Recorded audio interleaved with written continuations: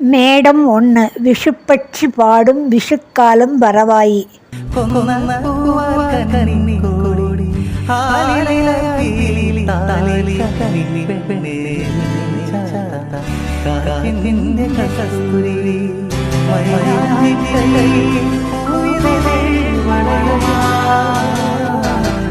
விஷுப்பட்சி பாடுன்னு சக்கைக்கு உப்புண்டோ அச்சன் கொம்பத்து அம்மா வரம்பத்து கள்ளன் சக்கையிட்டு கண்டால் மிண்டேண்டா விஷுப்பட்சி பாடுன்னு.